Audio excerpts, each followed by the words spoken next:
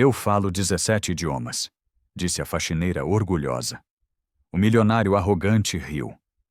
E o que aconteceu depois deixou todos sem palavras. Nossas histórias têm viajado longe. De onde você está assistindo hoje? Compartilhe com a gente nos comentários. Olhem só o que contrataram para limpar o meu escritório. A voz de Ricardo Almeida Bastos, alta e cheia de sarcasmo, cortou o silêncio da sala de reuniões. Uma suburbana grávida que provavelmente nem sabe escrever o próprio nome. As palavras cruéis ficaram suspensas no ar do 47º andar, um ambiente de luxo e poder. Todos os olhares se voltaram para a porta, onde a Vitória Régia da Silva estava parada, com as mãos segurando firmemente o cabo de seu carrinho de limpeza. Aos 28 anos, a barriga de 7 meses era a primeira coisa que se notava nela, um volume de vida e promessa sob o uniforme simples.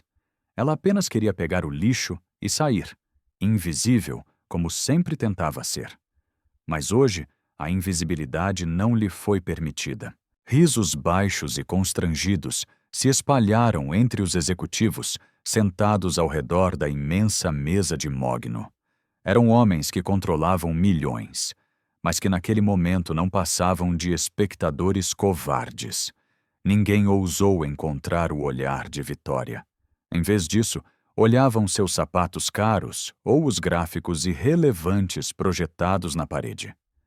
Ricardo se recostou em sua cadeira de couro, que custava mais do que Vitória ganharia em 1 ano. Um sorriso satisfeito brincava em seus lábios, enquanto ele apreciava o desconforto que havia criado. Para ele, aquilo era um espetáculo. Eu pergunto a vocês, continuou, o tom de voz ainda mais alto, garantindo que ela ouvisse cada sílaba. Essa é a qualidade dos profissionais que vocês trazem para a minha empresa. Alguém se deu ao trabalho de olhar o histórico dessa mulher? Ele fez uma pausa, varrendo a sala, com seu olhar frio e calculista.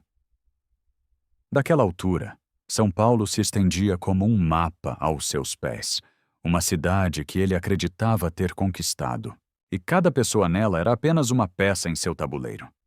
Aposto que nem o ensino fundamental terminou. Quanto pagamos por isso? Seja lá o que for, é demais. Vitória sentiu o rosto esquentar, uma queimação de pura humilhação. Cada palavra a feria profundamente. Ela levou uma das mãos até a barriga, num gesto instintivo de proteção. Era como se de alguma forma pudesse proteger seu filho da maldade daquele homem, do mundo cruel que o esperava. A vida já havia sido dura com ela. A família a expulsou de casa quando soube da gravidez. O pai da criança, que um dia prometeu amor, desapareceu sem deixar vestígios. Agora ela estava completamente sozinha, morando num pequeno e simples apartamento em Cidade Tiradentes, um bairro a quilômetros de distância daquele luxo ofensivo. Aquele emprego, por mais humilhante que fosse naquele momento, era tudo o que ela tinha. Era o dinheiro da faxina que pagava seu aluguel e comprava a comida que alimentava a ela e ao bebê. Todas as noites, antes de dormir, ela fazia a mesma prece silenciosa. Senhor, por favor, me dê forças para suportar mais um dia normalmente. Ela teria baixado a cabeça, pedido desculpas por existir e desaparecido pelo corredor. Teria chorado no banheiro, secado as lágrimas e voltado ao trabalho, engolindo o orgulho junto com a dor. Mas naquele exato instante, enquanto o milionário a observava esperando por uma reação de submissão, algo diferente aconteceu dentro dela. Talvez fosse o amor feroz por aquela vida que carregava, um instinto de leoa que ela não sabia que possuía. Ou talvez fosse simplesmente o limite, o esgotamento de tanto ser diminuída. Ela respirou fundo, o ar parecendo pesado e difícil de entrar nos pulmões. Lentamente, muito lentamente, ela ergueu o queixo. Seus olhos, que até então estudavam as imperfeições do chão de mármore, subiram e se fixaram diretamente nos de Ricardo Bastos.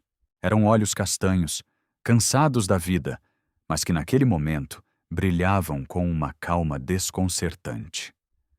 Não havia ódio nem medo. Havia apenas uma dignidade silenciosa que ele não esperava encontrar. O silêncio na sala de reuniões era total. Ricardo Bastos continuou encarando Vitória, esperando que ela baixasse a cabeça, que desviasse o olhar, que mostrasse algum sinal de fraqueza. Mas ela não o fez. Seus olhos permaneceram fixos nos dele, não com raiva, mas com uma calma que ele não conseguia compreender. Para um homem que construiu um império baseado na intimidação, a falta de medo dela era profundamente irritante. Vitória sentia o coração bater mais rápido no peito. O medo era real, uma sensação gelada que percorria seu corpo. Ela via os outros homens na sala, todos desviando o olhar, e se sentia completamente sozinha.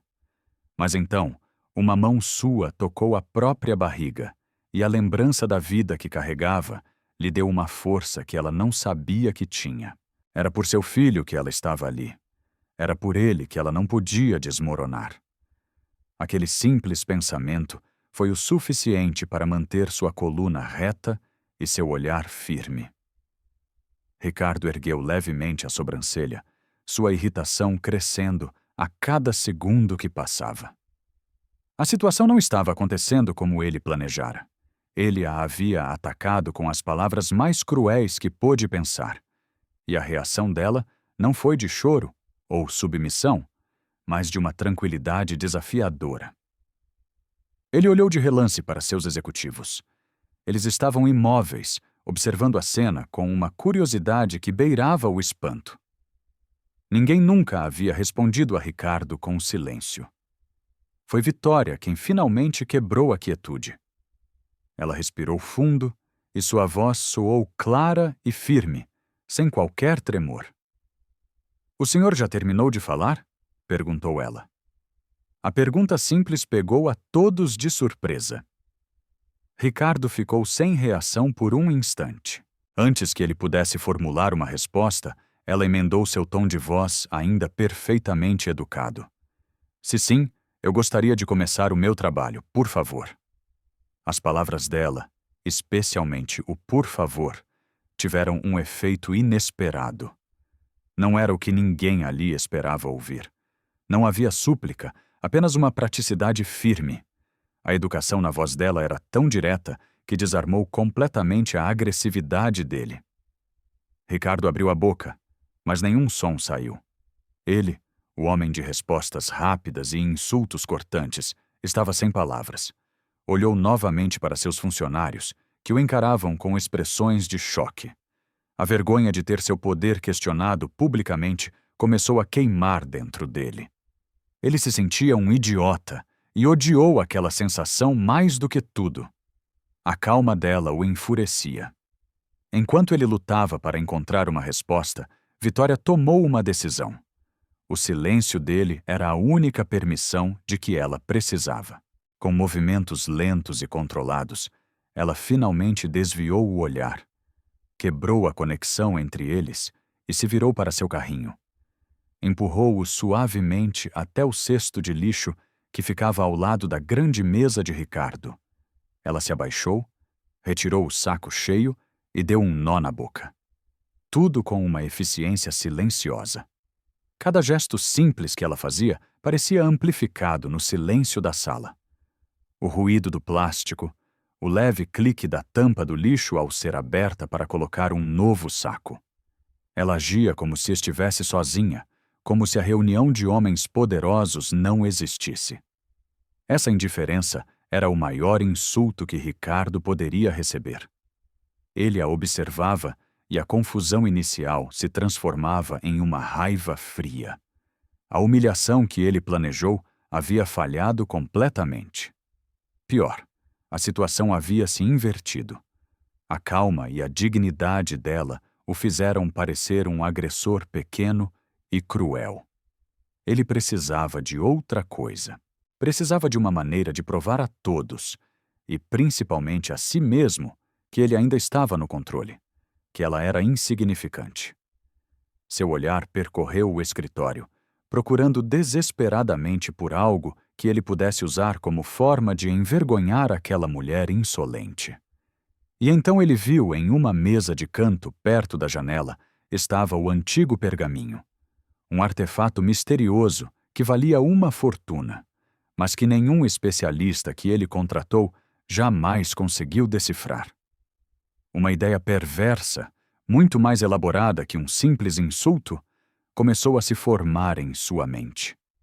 Ele a faria parecer não apenas pobre, mas ignorante, de uma forma que ela jamais poderia contestar. Um pequeno sorriso voltou ao seu rosto. A brincadeira ainda não tinha acabado. Vitória terminou de colocar o saco de lixo novo no cesto. Seu trabalho naquela sala estava quase no fim. Ela só precisava limpar uma pequena mancha no chão e depois poderia ir embora, deixando para trás aquele ambiente pesado e o homem que a havia humilhado. Ela se virou para pegar um pano em seu carrinho, o corpo já se preparando para a sensação de alívio que seria sair daquela porta. "Espere!" A voz de Ricardo soou, mais controlada agora, mas ainda com uma borda afiada de autoridade. Vitória parou de costas para ele. Fechou os olhos por um breve momento.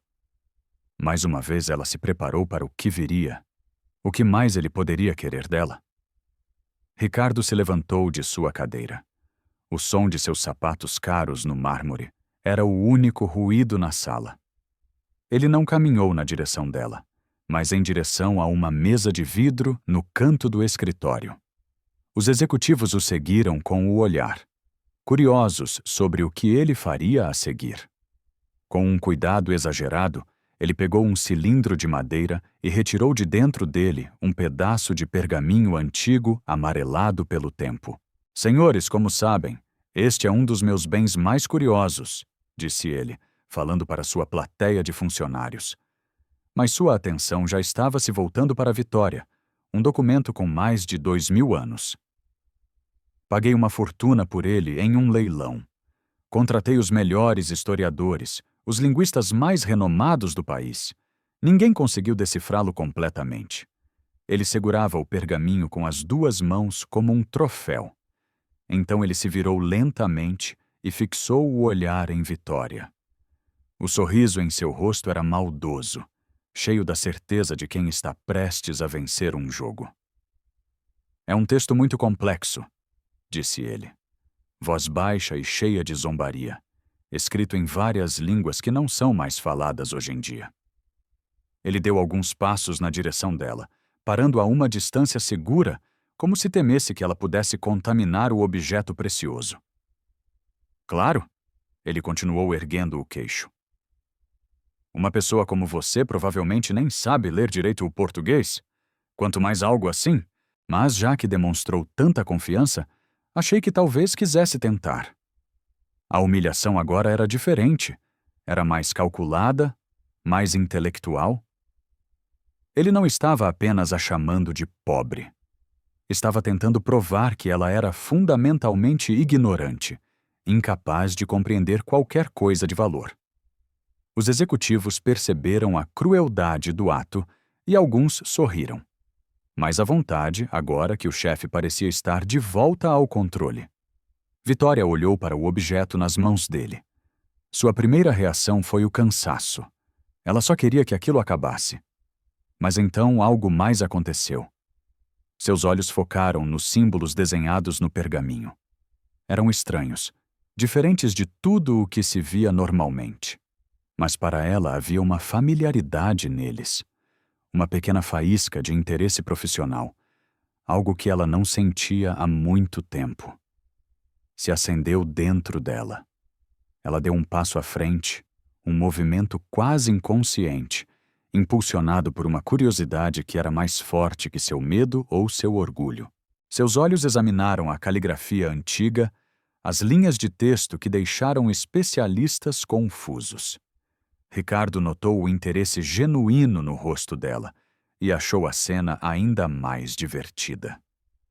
A ignorante estava realmente curiosa.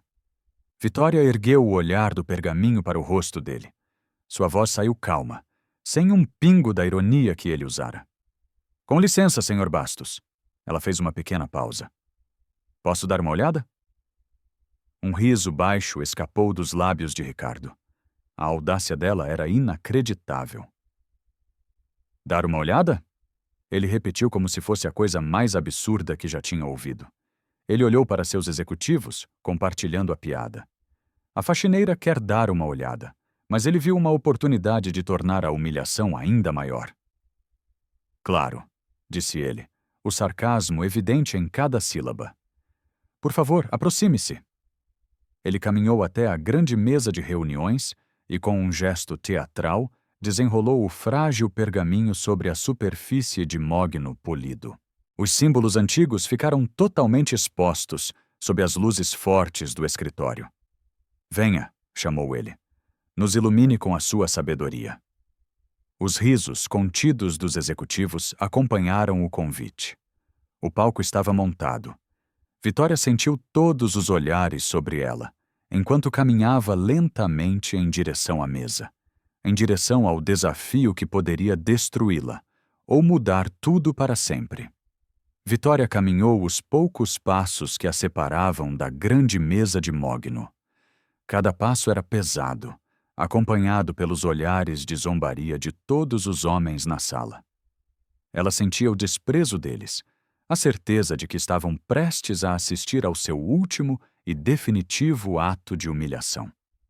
Ricardo Bastos a observava com um sorriso vitorioso, o mesmo sorriso que ele provavelmente dava ao fechar um negócio de milhões, ou ao destruir um concorrente. Para ele, ela era apenas mais uma vitória fácil. Ela parou diante da mesa. O pergaminho estava ali aberto, suas linhas de escrita antiga parecendo uma decoração exótica sobre a madeira escura e polida. Por um instante, o mundo ao redor dela desapareceu. Não havia mais executivos rindo, nem um chefe cruel. Havia apenas o texto. Ela se inclinou um pouco, seus olhos percorrendo símbolos com uma intensidade que calou a sala. Uma de suas mãos estava sobre a barriga, enquanto a outra estava a centímetros do documento. Ricardo cruzou os braços, pronto para o espetáculo. Então, provocou ele. Descobriu algum segredo ou só está admirando os desenhos? Vitória não respondeu a ele. Ela fechou os olhos por um segundo, respirou fundo e então começou a falar. Sua voz soou baixa, mas perfeitamente audível, em um idioma que nenhum deles jamais tinha ouvido. As palavras eram curtas, ásperas, com uma cadência antiga e solene. Era hebraico antigo. O sorriso de Ricardo vacilou. Não era o balbucio sem sentido que ele esperava. Era uma língua. Sem fazer qualquer pausa, a voz dela mudou. A sonoridade se tornou mais fluida, mais musical. Ela agora falava em grego clássico. O executivo sentado mais perto de Ricardo, um homem que se orgulhava de sua educação, arregalou os olhos em puro choque. Ele reconheceu a estrutura da língua dos filósofos, mesmo sem entender as palavras. E ela continuou. Sua voz se transformou novamente, ganhando a firmeza e a clareza do latim. Depois, sem esforço, ela passou para os sons complexos e abertos do sânscrito e, em seguida, para a melodia do árabe. Os risos haviam morrido completamente.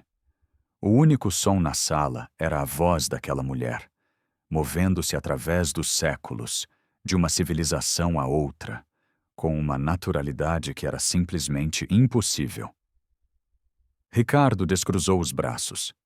Seu corpo ficou tenso. Ele olhou para seus funcionários, que o encaravam com expressões de espanto absoluto. Como aquilo podia estar acontecendo? Vitória não parou.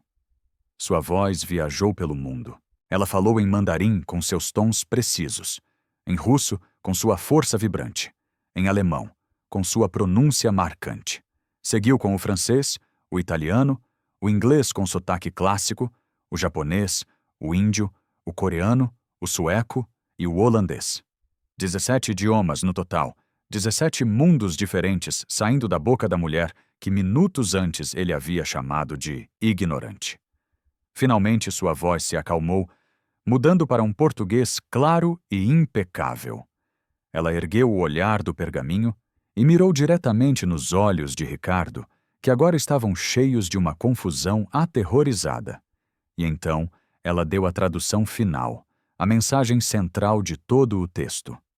A sabedoria não habita em palácios de mármore, mas em corações humildes, disse ela, a voz firme e cheia de significado. O verdadeiro poder está em elevar os caídos, não em pisá-los.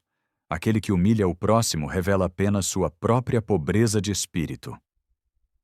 As palavras caíram no silêncio absoluto da sala.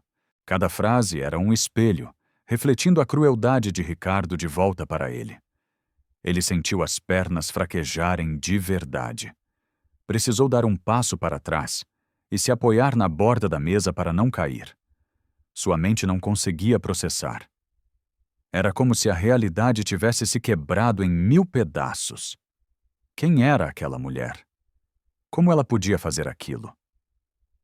O cérebro dele gritava que era impossível, uma farsa, um truque, mas seus ouvidos não mentiam.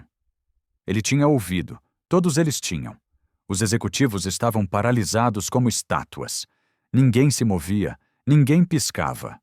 O choque era tão grande que parecia ter roubado o ar do quarto 7 no andar. Ricardo, pálido, com o rosto coberto por um suor frio, levantou uma mão trêmula na direção dela. Sua voz saiu falhada, um sussurro assustado. Quem é você? Ele gaguejou, incapaz de formar uma frase completa. Como você pode? Isso é impossível. Ele olhou ao redor para os rostos assustados de seus homens, buscando uma explicação que não existia. Então, seu olhar voltou para ela, a fonte daquele milagre incompreensível, e a pergunta saiu como um grito de desespero. Quem diabos é essa mulher? A pergunta desesperada de Ricardo Bastos ficou suspensa no ar climatizado do escritório. Quem diabos é essa mulher? Não era mais uma pergunta de desprezo, mas de puro e absoluto pânico. Ele a olhava como se ela fosse uma aparição, algo que sua mente lógica e arrogante não conseguia de forma alguma explicar.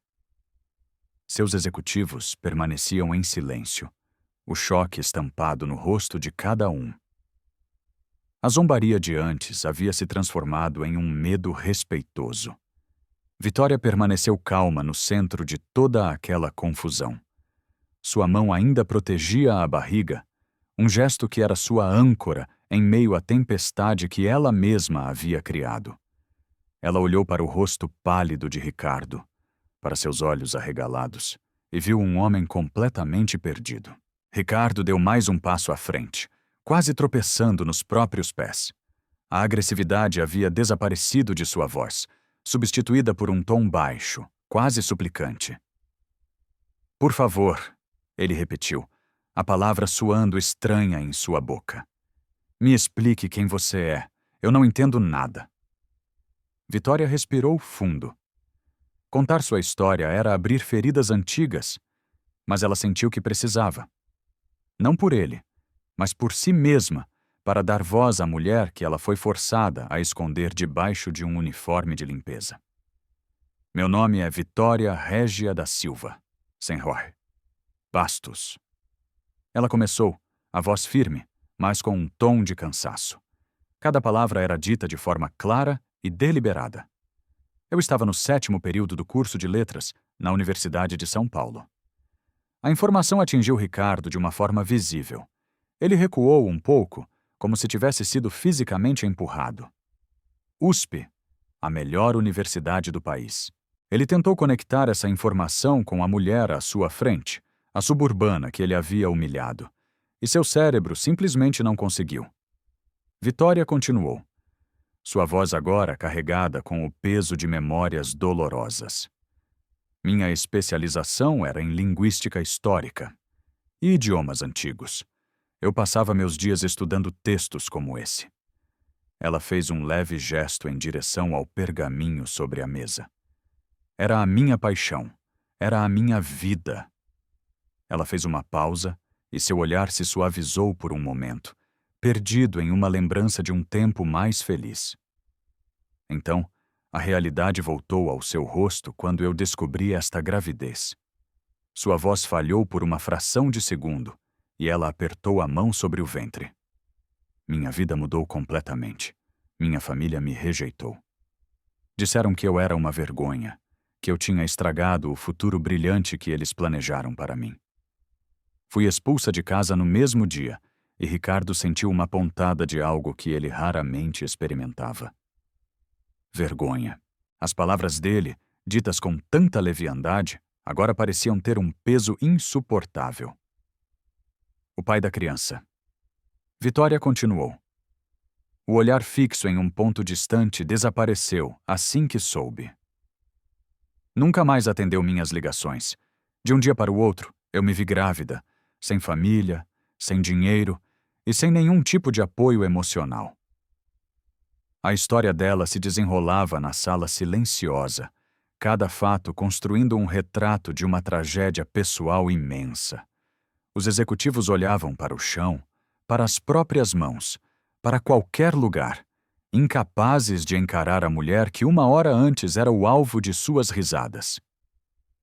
Eu não tive escolha, concluiu Vitória, sua voz finalmente encontrando os olhos de Ricardo outra vez. Precisei trancar o curso.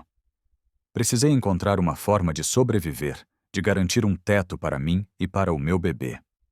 Este trabalho de faxina é o que me permite pagar o aluguel do meu pequeno apartamento em Cidade Tiradentes. É o que coloca comida na minha mesa. Um silêncio pesado se instalou na sala. A revelação estava completa. Não havia mais mistério, apenas a verdade dura e cruel. Ricardo desmoronou por dentro. Ele repassou mentalmente cada insulto que havia lançado contra ela. Nem sabe escrever o próprio nome. Ela era uma especialista em 17 idiomas. Não terminou o ensino fundamental. Dick, ela estava há 1 ano de se formar na USP, suburbana grávida. Ela era uma mulher brilhante, abandonada por todos, lutando sozinha para dar uma vida digna ao seu filho. A dimensão de sua própria monstruosidade o atingiu. Ele não havia apenas sido arrogante, ele havia sido brutal. Ele pegou a pessoa mais forte e, ao mesmo tempo, mais frágil daquela sala e tentou destruí-la por puro capricho. A sua riqueza, o seu poder, o seu prédio imponente, tudo pareceu pequeno e feio diante da história de vida daquela mulher. Ele não era um rei em seu castelo. Era apenas um homem pobre de espírito, exatamente como o pergaminho havia descrito. Ricardo Bastos a encarava, mas sua expressão de choque havia se transformado em algo diferente. Algo que ele nunca tinha mostrado antes. Uma dor visível. Cada palavra dela havia exposto a feiura de suas próprias ações, e ele não tinha como se esconder daquela verdade. Ele se sentia nu, despojado de toda a sua arrogância, e o que sobrou foi apenas um homem velho e cruel. Seus executivos continuavam paralisados, olhando de Ricardo para a Vitória, sem saber como agir ou o que dizer. A atmosfera era irrespirável. Ricardo finalmente se moveu. Ele ergueu uma mão sem olhar para seus funcionários e sua voz saiu rouca, quase irreconhecível. Saiam! Ele ordenou, o tom baixo mais firme. Todos vocês, saiam agora! Não houve hesitação. Os homens se levantaram em um movimento rápido e desajeitado, pegando suas pastas e saindo da sala em silêncio, quase correndo. Nenhum deles se atreveu a olhar para a Vitória ao passar. A porta se fechou com um clique suave, deixando os dois sozinhos no imenso escritório, com a cidade de São Paulo como testemunha silenciosa do lado de fora da janela. Agora, sem sua plateia, Ricardo parecia ainda menor. Ele caminhou até a janela, de costas para ela, e olhou para a cidade lá embaixo. Por quanto tempo ele olhou para todas aquelas pessoas como se fossem insetos irrelevantes para sua vida? Ele pensava em quantas outras Vitórias existiam lá. Quantas histórias de talento desperdiçado e de vidas difíceis ele ignorava todos os dias. Ele se virou para encará-la. Seus olhos estavam vermelhos. Ele deu um passo em sua direção, depois outro, parando a uma distância respeitosa. Ele, que nunca hesitou em invadir o espaço de ninguém, agora parecia ter medo de chegar perto demais. Senhor Vitória, ele começou, a voz trêmula. Ele engoliu em seco a dificuldade de pronunciar as próximas palavras evidente em seu rosto. Ele parou, incapaz de continuar. A palavra desculpa parecia presa em sua garganta. Um corpo estranho que ele nunca havia usado. Vitória apenas observava, o coração batendo forte. Ela não sabia o que esperar. Raiva, uma demissão, uma tentativa de suborno para que ela ficasse quieta. Ricardo respirou fundo, como um homem prestes a pular de um penhasco. Ele olhou diretamente nos olhos dela e a vergonha que sentia era clara e devastadora. Eu peço perdão, disse ele, as palavras saindo num sopro. Pelo que eu disse, pelo que eu fiz, pelo jeito que eu a tratei, não há justificativa, não há desculpa. Eu estava errado, totalmente errado. A sinceridade em sua voz era inconfundível. Vitória ficou surpresa. Aquele pedido de perdão vindo daquele homem era algo que ela nunca poderia ter imaginado. Ele continuou, a voz ainda embargada. O que o pergaminho disse? Pobreza de espírito era sobre mim. Eu sou o pobre aqui. Ele olhou para as próprias mãos, como se não as reconhecesse. Eu não sei como consertar o que eu fiz, mas eu preciso tentar. Ele ergueu o olhar para ela novamente, e sua pergunta foi a mais chocante de todas. Posso aprender com a senhora? Vitória processou o pedido. O homem mais poderoso que ela já conheceu estava pedindo para ser seu aluno. A ironia da situação era imensa, mas olhando para o rosto dele, ela não sentiu vontade de rir ou de se vingar. Ela pensou em seu filho, pensou no futuro. A vingança não lhes daria segurança. A justiça talvez pudesse. Se o senhor está falando sério, disse ela, a voz calma e controlada, não será fácil. Eu tenho 3 condições, quaisquer que sejam. Ele respondeu imediatamente desesperado. Eu aceito primeiro, disse ela, o instinto materno falando mais alto. Eu quero um emprego de verdade nesta empresa. Um cargo onde eu possa usar minhas habilidades com um salário justo e quero o melhor plano de saúde que seu dinheiro pode comprar para mim e para o meu filho. Feito, disse Ricardo sem hesitar. Considere feito. Segundo, continuou ela, o olhar se tornando mais firme. O senhor vai usar seu dinheiro para criar um programa de bolsas de estudo para jovens da periferia como eu, que têm inteligência e sonhos, mas nenhuma oportunidade. O senhor vai dar a eles a chance que eu perdi. Os olhos de Ricardo se encheram de lágrimas. Ele concordou com a cabeça, incapaz de falar. E terceiro, disse Vitória, e esta era a condição mais importante. O senhor vai aprender o que é humildade, não em livros, mas na vida real. O senhor vai me acompanhar, vai conhecer os lugares de onde eu vim, vai ouvir as histórias das pessoas que o senhor sempre ignorou. Essa será a sua educação. Ricardo a encarou.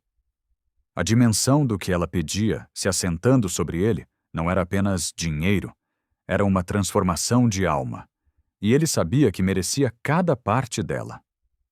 Eu farei, disse ele, a voz finalmente encontrando alguma força.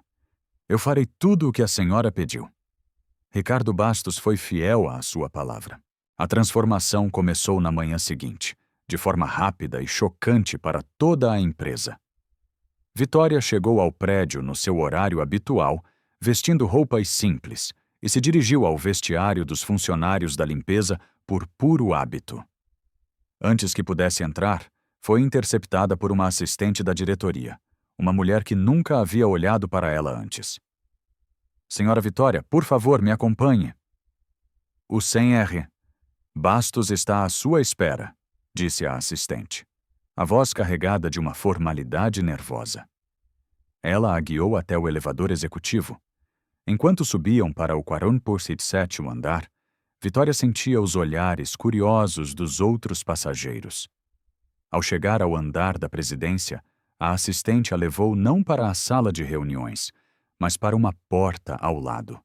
Era um escritório de verdade, com uma mesa, uma cadeira confortável e uma janela com uma vista espetacular, quase tão boa quanto a de Ricardo. Ricardo estava de pé ao lado da mesa, parecendo não ter dormido. Ele gesticulou para a sala. Otito, este é o seu novo escritório, disse ele, a voz baixa e séria. Sobre a mesa havia um contrato e uma pilha de papéis. Seu cargo é consultora linguística e de projetos culturais. Seu salário está detalhado no contrato. É o mesmo que o de um diretor. E ele empurrou os outros papéis para a frente. É o seu plano de saúde, o melhor que a empresa oferece. Cobre absolutamente tudo para a senhora e para seu filho. Vitória olhou para os papéis, depois para ele. Era real. A primeira condição havia sido cumprida de forma imediata e completa. Obrigada, ela disse a única palavra que conseguiu encontrar. Não me agradeça, respondeu ele, desviando o olhar. Estou apenas fazendo o que é certo, o que eu deveria ter feito desde o início. Nos dias que se seguiram, a segunda promessa também começou a tomar forma. Ricardo, o homem que só se reunia com bilionários e políticos, passou horas trancado com advogados e assistentes sociais, estruturando a fundação que Vitória havia exigido. Ele aprendeu sobre leis de incentivo, sobre gestão de projetos sociais e sobre as necessidades das comunidades pobres de São Paulo. Era um mundo novo, com uma linguagem que ele não entendia, mas pela primeira vez ele estava disposto a ouvir e a aprender. Mas a parte mais difícil de sua penitência era a terceira condição. 2 vezes por semana, seu motorista o levava para bairros que ele só conhecia pelos noticiários. Lugares como Cidade Tiradentes, Capão Redondo, Brasilândia. Vestindo roupas simples, sem seus relógios caros, ele acompanhava Vitória em suas visitas a projetos comunitários. Em uma dessas visitas, em um pequeno centro cultural improvisado nos fundos de uma igreja, ele foi apresentado a um senhor chamado Karim, um professor de história que era refugiado da Síria. Karim tinha perdido a família e o país, mas falava sobre o passado com uma sabedoria que deixou Ricardo em silêncio. O senhor é um homem muito rico em dinheiro, eu suponho, disse Karim a ele com um sorriso gentil, enquanto tomavam um café simples em copos de plástico. Sim, eu sou, respondeu Ricardo, sentindo-se estranhamente envergonhado de sua riqueza. Eu também já fui rico, disse o professor. Tinha uma casa grande, livros, uma posição respeitada, perdi tudo. Mas o conhecimento que carrego aqui, ele tocou a própria cabeça. E as histórias que guardo aqui, ele tocou o coração. São uma riqueza que ninguém pode destruir. Ricardo não soube o que responder. Ele apenas ouviu, absorvendo cada palavra.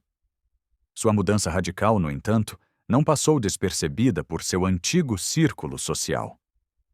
A notícia de suas excursões pela periferia se espalhou como fogo. Certa noite, um de seus amigos mais antigos, um industrial chamado Fernando, ligou para ele. Ricardo, que história é essa? A voz de Fernando era uma mistura de zombaria e preocupação. Estão dizendo que você enlouqueceu, que passa os dias andando pela favela com uma faxineira. O que está acontecendo com você? Estão todos rindo pelas suas costas.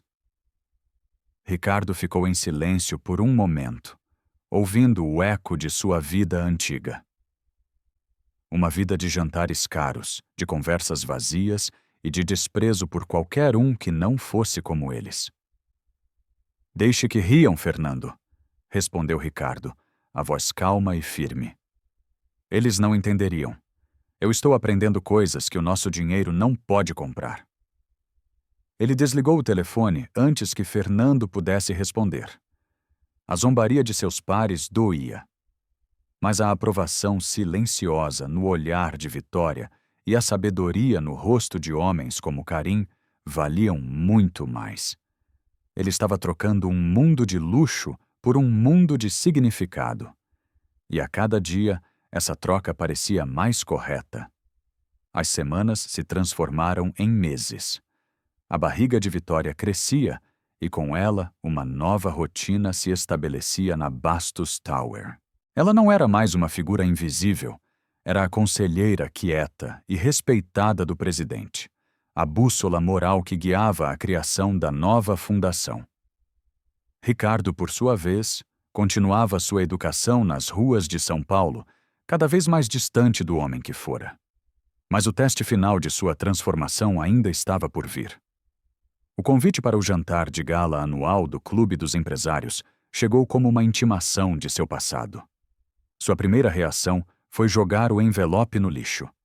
A ideia de passar uma noite em meio àquelas conversas vazias e sorrisos falsos lhe causava um cansaço profundo. No entanto, ele sabia que precisava ir. Faltar seria visto como um ato de covardia. Ele precisava enfrentar seu antigo mundo de frente uma última vez. Na noite do evento, Ricardo entrou no salão luxuoso. O som de taças de cristal e de conversas sobre ações e paraísos fiscais preenchia o ar. Imediatamente ele sentiu o peso dos olhares sobre si. Os sussurros começaram e ele sabia exatamente o que estavam dizendo. Lá está ele, o santo da periferia. Será que ele veio recolher doações para os pobres? Ele se serviu de um copo de água e ficou em um canto apenas observando. As pessoas que ele antes chamava de amigos pareciam agora estranhos. As esposas, com suas joias caríssimas, reclamavam de problemas insignificantes. Os maridos se gabavam de suas fortunas, medindo o valor uns dos outros pelo tamanho de seus iates, e Ricardo sentiu uma enorme pena deles. Não demorou muito para que um grupo liderado por Fernando, seu antigo amigo, o cercasse. "Ricardo, que bom ver você", disse Fernando com um sorriso largo que não alcançava os olhos. Finalmente saiu da toca. "Estávamos preocupados que você tivesse se esquecido de como usar um smoking." Os outros riram. "É verdade, Ricardo", disse outro homem chamado Cláudio. "Soube que seu novo projeto é uma faxineira. Ela está te dando boas dicas de como limpar a consciência." A provocação foi direta. A intenção era humilhá-lo, testar seus limites. No passado, Ricardo teria respondido com uma fúria esmagadora, destruindo a reputação de Cláudio com poucas palavras. Mas o Ricardo de agora era diferente. Ele permaneceu calmo, olhando para cada um deles, um por um. "Minha nova professora, como vocês dizem, me ensinou muito, Cláudio", respondeu Ricardo, a voz tranquila, mas cortante. "Ela me ensinou, por exemplo, que um homem pode ter todos os bens do mundo e ainda assim ser miserável." Fernando forçou uma risada. "Vamos, Ricardo, deixe de drama. Você está passando por uma fase. Todos nós sabemos que logo você voltará ao normal. Esse mundo..." Ele gesticulou para o salão opulento. "É o seu lugar." Ricardo balançou a cabeça lentamente. "Não, Fernando. Eu pensei que era, mas eu passei os últimos meses ouvindo pessoas que vocês nem consideram gente. Pessoas que perderam tudo, mas que têm mais dignidade em um dedo do que todos nós nesta sala. Juntos." Ele deu um passo à frente, e sua voz, embora ainda baixa, fez com que todos ao redor se calassem para ouvir. "Vocês são ricos em dinheiro, mas são completamente pobres em humanidade. E eu percebi que não quero mais fazer parte dessa pobreza." Ele colocou seu copo de água intocado sobre a bandeja de um garçom que passava e, sem dizer mais uma palavra, deu as costas ao grupo e caminhou em direção à saída, deixando para trás um rastro de rostos chocados e um silêncio total. Na manhã seguinte, em seu escritório, ele se sentia estranhamente leve. A ruptura havia sido feita. Quando Vitória entrou em sua sala para discutir os detalhes do programa de bolsas, ela notou a diferença. O senhor parece em paz hoje, Sr. Bastos, observou ela, sentando-se à sua frente. Ele contou a ela sobre o jantar, sobre as provocações e sobre sua resposta. Foi o fim de muitas amizades de longa data, admitiu ele com um toque de melancolia. Mas foi necessário. Vitória ouviu com atenção a mão repousando sobre a barriga, que se movia suavemente. O que o senhor perdeu não eram amizades, disse ela com sua sabedoria simples e direta. Eram alianças de conveniência. O senhor não precisa mais delas. Ela se inclinou um pouco para a frente e seus olhos encontraram os dele. Senhor Bastos, a verdadeira riqueza, a que realmente importa, não é a que se conta no banco. É quando chegamos em casa no fim do dia, deitamos a cabeça no travesseiro e conseguimos dormir em paz, com a consciência tranquila, sabendo que nossos atos trouxeram um pouco de dignidade para a vida de alguém. Ricardo absorveu aquelas palavras. Era isso. Era exatamente isso que ele estava começando a sentir. Uma paz que o dinheiro nunca lhe deu. Ele havia rompido com o passado, e agora, pela primeira vez em sua vida, sentia-se verdadeiramente livre para construir um futuro. Os meses seguintes foram de um trabalho intenso e silencioso. Livre das correntes de seu passado, Ricardo se dedicou integralmente à criação do programa Vitória. Ele, que antes só lia relatórios de lucros e perdas, agora estudava propostas pedagógicas e projetos de inclusão social. Vitória, agora no final de sua gravidez, era a alma do projeto. Com sua experiência de vida e sua inteligência, ela guiava cada decisão, garantindo que o programa fosse genuíno e que realmente alcançasse quem mais precisava. A parceria entre os dois se tornou a base de um respeito mútuo e profundo. Ele era o poder financeiro e a estrutura. Ela era o coração e a sabedoria. Na Bastos Tower, funcionários que antes tremiam na presença de Ricardo, agora ouviam conversando por horas com Vitória, ouvindo atentamente cada palavra que ela dizia. A transformação dele não era mais um segredo ou um boato, era uma realidade visível. Numa tarde de terça-feira, durante uma reunião para aprovar as primeiras 50 bolsas de estudo, Vitória sentiu a primeira contração forte. Ela respirou fundo, tentando disfarçar a dor. Mas Ricardo percebeu a mudança em sua expressão imediatamente. Vitória? O que foi? Ele perguntou a preocupação genuína em sua voz. Acho que está na hora. Ela respondeu com um sorriso um pouco tenso. Ricardo agiu com uma rapidez que surpreendeu a todos. Ele cancelou a reunião, ajudou-a a se levantar e a acompanhou pessoalmente até o carro, instruindo seu motorista a seguir para o melhor hospital da cidade. Durante todo o trajeto, ele ficou em silêncio, mas sua mente estava a mil. Ele se lembrava do dia em que a humilhou por estar grávida, e a vergonha daquela lembrança ainda o feria. Agora, a chegada daquela criança parecia o evento mais importante de sua vida. No hospital, ele esperou do lado de fora da sala de parto por horas. Não era pai, não era parente, mas se sentia mais nervoso e investido do que em qualquer negociação de sua carreira. Ele andava de um lado para o outro no corredor, ignorando os olhares curiosos das enfermeiras. Ele apenas rezava para que tudo corresse bem com ela e com o bebê. Finalmente, uma enfermeira saiu com um sorriso. Ela está bem? E a menina é linda e saudável. Ricardo sentiu um alívio tão grande que precisou se sentar. Depois de alguns minutos, a mesma enfermeira voltou e disse que ele poderia entrar. Ele caminhou para dentro do quarto com o coração na mão.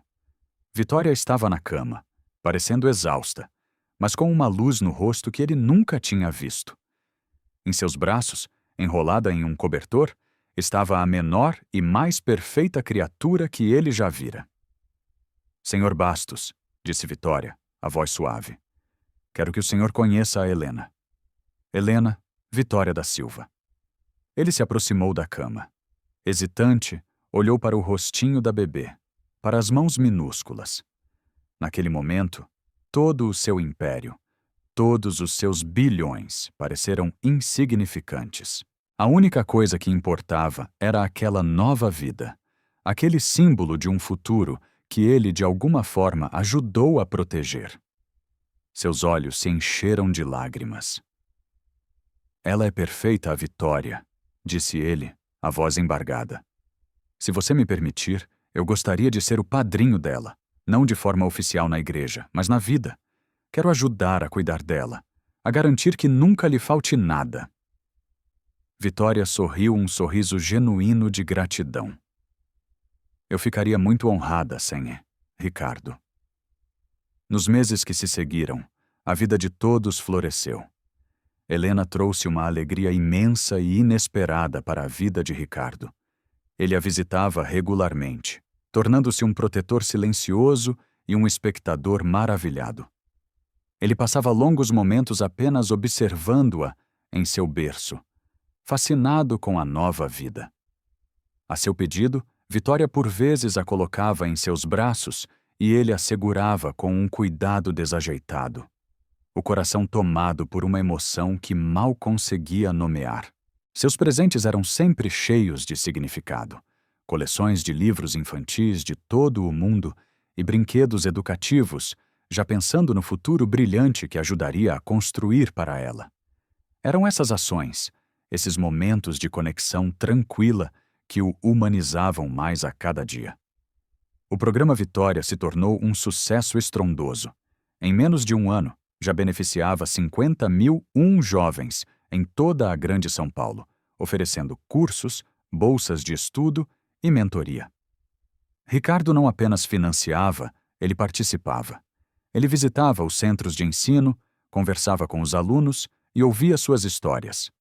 Vitória, por sua vez, tornou-se uma figura de inspiração. De ex-faxineira, ela se transformou na diretora executiva do programa. Começou a ser convidada para dar palestras em universidades, contando sua história e defendendo o poder da educação. Ricardo sempre estava na primeira fila, assistindo com um orgulho que ele nunca sentiu por nenhum de seus próprios feitos. Uma noite, em seu novo e confortável apartamento, Vitória colocava a pequena Helena para dormir. A menina ressonava tranquilamente em seus braços. Olhando para o rosto sereno de sua filha, Vitória se lembrou de suas preces antigas, quando pedia a Deus apenas força para suportar a dor. Agora, sua prece era outra. Obrigada, Senhor. Ela sussurrou no silêncio do quarto. Obrigada por transformar a nossa história. Um ano se passou, um ano de mudanças profundas, de trabalho duro e de novas descobertas. Helena comemorou seu primeiro aniversário, uma menina de olhos curiosos e sorriso fácil que já ensaiava os primeiros passos. A celebração foi pequena e particular no novo apartamento de Vitória. Ricardo estava lá, não como o chefe ou o benfeitor, mas como o padrinho orgulhoso, segurando a mãozinha de Helena enquanto ela se equilibrava. Vendo os dois juntos, Vitória sentiu uma gratidão imensa. Aquele homem que um dia representou tudo o que havia de errado no mundo, agora era a figura mais próxima de um avô que sua filha teria. O programa Vitória havia crescido para além de todas as expectativas, mas Ricardo sabia que era hora de dar o passo final, de solidificar sua promessa de uma forma que durasse para sempre, muito depois que ele se fosse. O evento de lançamento da Fundação Helena Vitória foi realizado em um grande teatro no centro de São Paulo.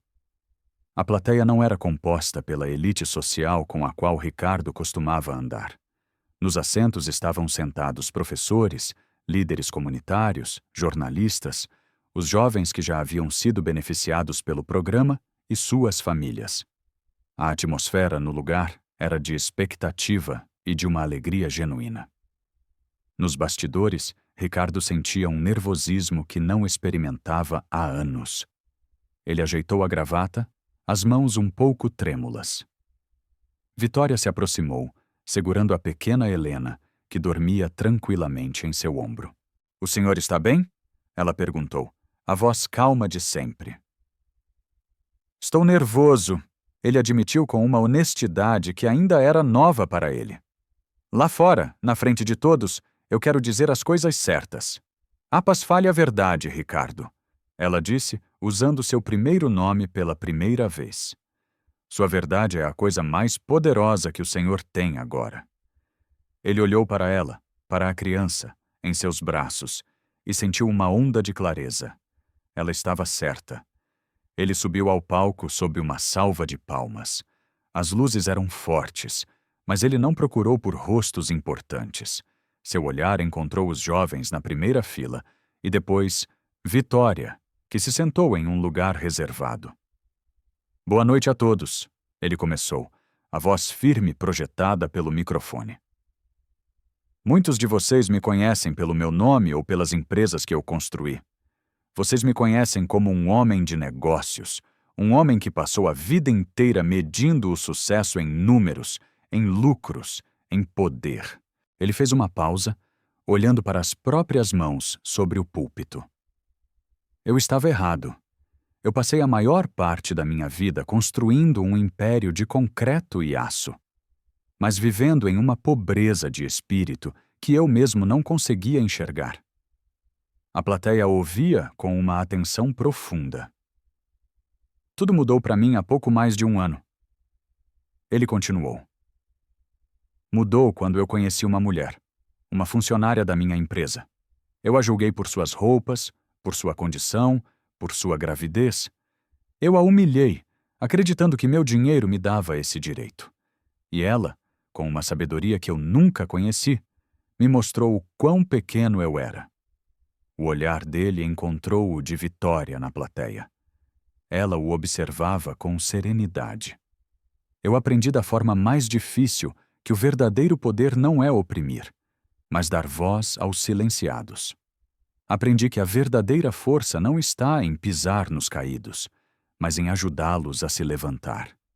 E, acima de tudo, aprendi que diplomas e certificados cabem em molduras nas paredes. Mas a sabedoria cabe em qualquer coração que esteja disposto a aprender." A emoção em sua voz era real. "É por isso que estamos aqui hoje, para garantir que outros corações tenham essa chance." Ele respirou fundo. "Tenho o orgulho de anunciar a criação da Fundação Helena Vitória, nomeada em homenagem à mulher que me ensinou tudo isso, e à sua filha, que representa o futuro que todos nós queremos construir." A fundação nasce com uma dotação inicial de 2 bilhões de reais. Um som de espanto coletivo percorreu o teatro, seguido por uma explosão de aplausos que durou vários minutos. Ricardo esperou que o som diminuísse, o rosto tomado por uma emoção genuína.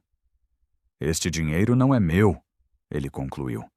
"É um investimento na inteligência, na coragem e nos sonhos de cada jovem desta cidade que só precisa de uma oportunidade. É o começo de um novo legado." Ele desceu do palco e os aplausos o seguiram. Ele não parou para falar com ninguém, caminhando diretamente até a Vitória. Ela estava de pé, com lágrimas silenciosas escorrendo pelo rosto, elegantemente vestida, segurando a pequena Helena adormecida. Ela era a imagem da graça e da superação. De faxineira rejeitada a transformadora de vidas, de bilionário arrogante a filantropo com propósito. Ali juntos, eles olhavam para o futuro, provando para o mundo que a verdadeira grandeza de uma pessoa não se mede pelo tamanho de seu patrimônio, mas pela imensidão de seu propósito. 5 anos se passaram. 5 anos de um trabalho constante, de vidas transformadas e de um legado que fincou raízes profundas na cidade de São Paulo.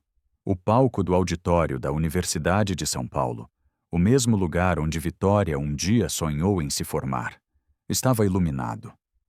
Na plateia, centenas de jovens e suas famílias assistiam com os olhos cheios de lágrimas e orgulho. A cerimônia de formatura da primeira turma de bolsistas da Fundação Helena Vitória.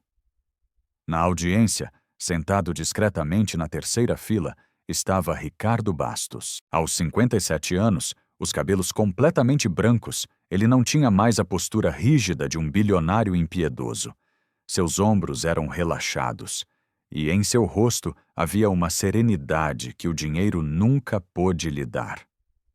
Ao seu lado, balançando as perninhas que mal alcançavam o chão, estava Helena, agora uma menina de 6 anos, de olhos brilhantes e curiosos. "Vovô Guto, por que a mamãe está falando naquele microfone?" Ela sussurrou, apontando para o palco.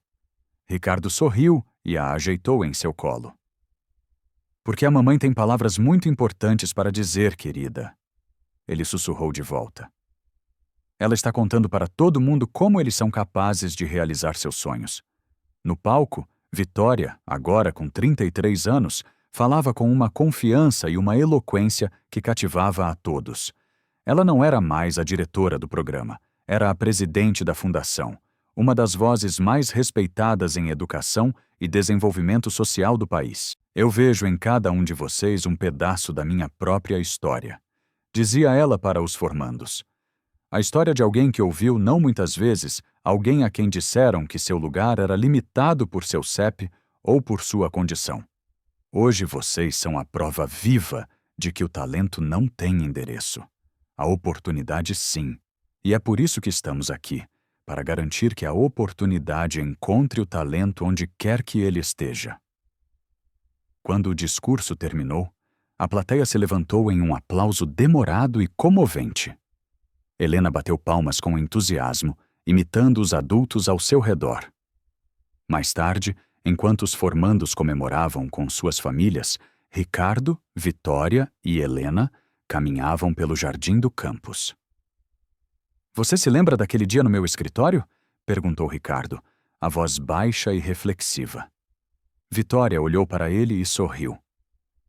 "Eu me lembro de todos os dias, Ricardo, dos ruins e dos bons, mas hoje eu prefiro focar em dias como este." "Eu também", ele concordou, "mas às vezes eu preciso me lembrar do homem que eu era para nunca mais voltar a ser ele." Uma jovem de Beca se aproximou deles, o rosto iluminado por um sorriso tímido. "Com licença, dona Vitória." "Sem. Bastos, eu sou a Juliana. Só queria agradecer." "Parabéns pela formatura, Juliana", disse Vitória com carinho. "Obrigada. Eu sou de Cidade Tiradentes", disse a moça, os olhos marejados. "Eu sou a primeira pessoa da minha família a ter um diploma de faculdade. Eu vou ser engenheira. Antes da bolsa da fundação, meu futuro era trabalhar na mesma loja que minha mãe trabalha desde os 15 anos. Ela olhou de um para o outro. "Vocês não mudaram só a minha vida. Vocês mudaram o futuro de toda a minha família. O mérito é todo seu, Juliana. Nós apenas abrimos uma porta. Foi você quem teve a coragem de atravessá-la", disse Ricardo com uma humildade que agora era parte dele. A jovem agradeceu mais uma vez e se afastou para se juntar aos pais, que a esperavam chorando de alegria. Ricardo, Vitória e Helena ficaram observando a cena em silêncio por um momento. Helena, já um pouco cansada, estendeu os braços para Ricardo, que a pegou no colo sem hesitar. A menina deitou a cabeça em seu ombro e fechou os olhos. "Ela confia em você", disse Vitória suavemente. "É a maior honra da minha vida", respondeu ele, a voz embargada. Eles começaram a caminhar em direção à saída, os três juntos. Não eram uma família tradicional, mas eram uma família mesmo assim, unidos por uma história de dor, perdão e redenção. O homem que quase destruiu uma vida, agora, carregava nos braços o futuro que ajudou a salvar.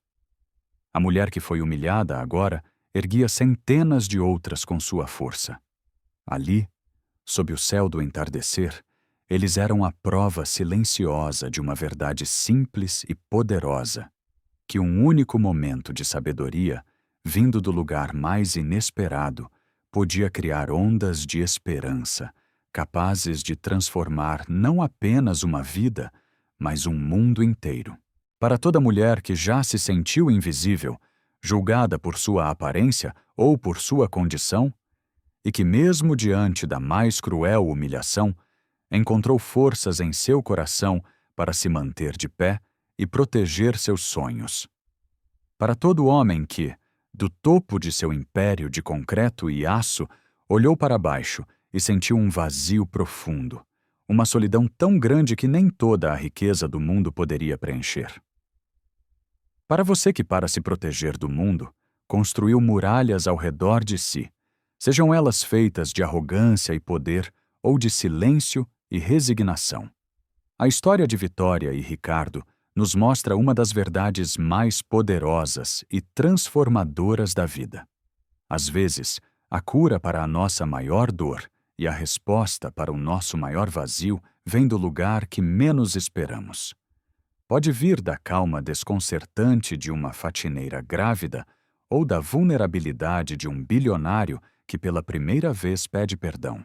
Ela nos ensina que seguir em frente não é apagar o passado, mas decidir que as cicatrizes da injustiça não irão mais governar o nosso futuro.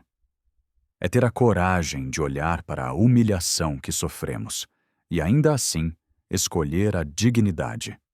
É reconhecer a própria arrogância e, ainda assim, escolher a humildade, aceitando aprender com quem antes desprezamos. E nos mostra, acima de tudo, que as pessoas não são definidas por seus cargos, suas roupas ou suas contas bancárias, mas sim pela grandeza de suas escolhas e pela verdade de suas ações. Uma mulher pode, sim, limpar o chão de um escritório e carregar dentro de si a sabedoria de 17 idiomas, e um homem pode, sim, comandar um império e descobrir que seu verdadeiro poder não está em dar ordens, mas em dar oportunidades. Que esta história seja um lembrete de que um coração bom, mesmo que ferido pela solidão ou pela crueldade do mundo, ainda possui uma capacidade infinita de florescer, e que a verdadeira redenção não é um milagre, mas uma escolha provada dia após dia, com atitudes que buscam reparar, construir e honrar o próximo. Não feche as portas para a sua própria humanidade por medo da dor ou do orgulho. Às vezes, a maior transformação da nossa vida bate à nossa porta da forma mais improvável, em um desafio silencioso, em um pergaminho antigo, em um pedido de ajuda. E se tivermos a coragem de olhar além das aparências, essa transformação pode se tornar a nossa maior e mais bela bênção. E então, o que achou da história? Deixe sua opinião nos comentários. Adoramos saber o que você pensa. Não se esqueça de deixar seu curtir no vídeo para nos apoiar e de se inscrever no canal. Até a próxima. M.